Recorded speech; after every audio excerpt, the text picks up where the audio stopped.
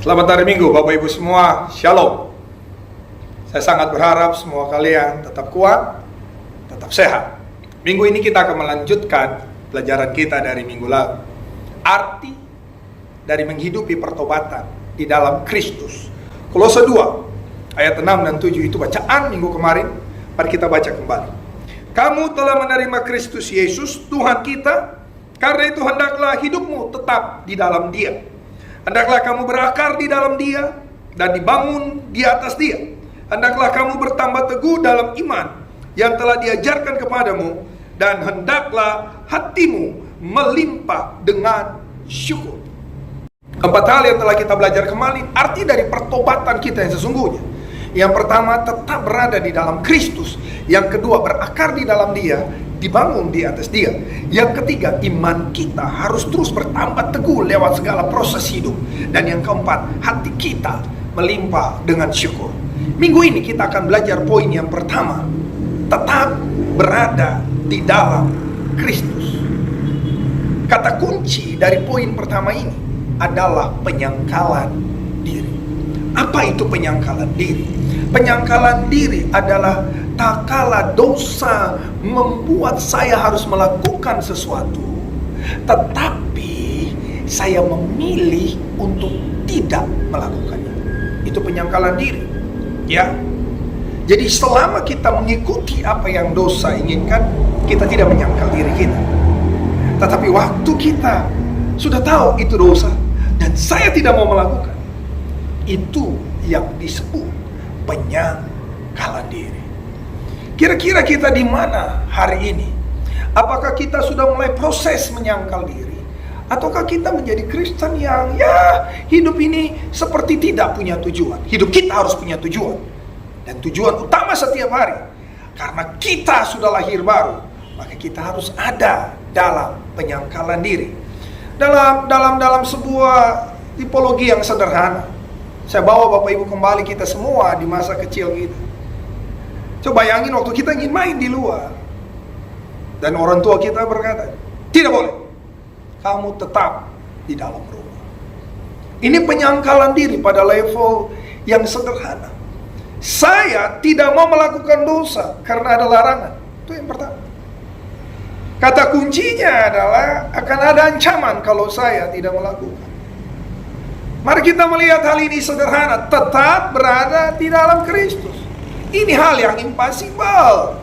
Saya punya kehendak bebas, kapan saja saya bisa berlari meninggalkan Kristus. Tapi saya memilih tetap di dalam Dia karena ada ancaman.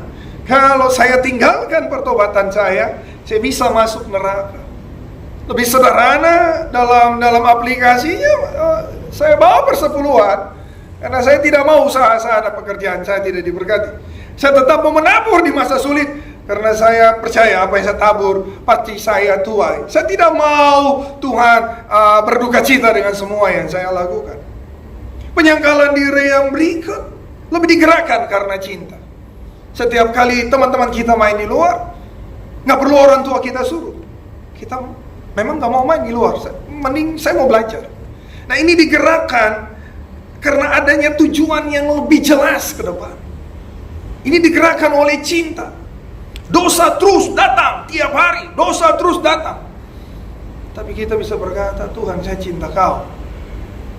Selamat tinggal kepada dunia. Dosa terus datang, selamat tinggal. Saya tidak akan mau melakukan dosa lagi. Nah, ini keren. Orang-orang yang digerakkan karena cinta. Dalam contoh yang sederhana, dia tidak bawa persepuluhan. Bukan karena takut usahanya tidak diberkati, tapi dia mau lebih cinta Tuhan. Dia menabur bukan lagi karena ingin menerima baliknya. Dia menabur karena dia tahu diri Tuhan terlalu baik dalam hidupnya. Atau mungkin kelompok yang bagi saya apakah ada adalah orang-orang yang mati rasa dengan segala keinginan dunia. Dosa seakan tidak punya tempat lagi. Orang-orang ini total hidupnya buat Tuhan. Mungkin saudara merasa, Pak, apakah tidak terlalu muluk-muluk itu? Ya mungkin karena kita lihat kelemahan kita, jadi kita merasa tidak ada orang-orang seperti itu. Tapi percayalah, dalam setiap generasi Allah bangkitkan orang-orang seperti ini. Dan pasti ada di antara kita. Bukan tentang benar atau salah, tapi mari kita cross check diri kita hari ini. Apakah pertobatan kita ada yang namanya penyangkalan diri? Kalau tidak ada penyangkalan diri, kita hidup dalam sejarah pertobatan. Pertobatan bukan sejarah. Pertobatan adalah gaya hidupmu. Tuhan memberkatimu untuk tetap berada di dalam Kristus. Mari kita berdoa. Bapa di surga, berkati umat-Mu. Bapa di surga, bangkitkan semangat untuk menghidupi kebenaran dan meninggalkan dosa. Dalam nama Tuhan Yesus, ini doaku untuk umat-Mu diberkati lebih. Dalam nama Yesus, haleluya, amin.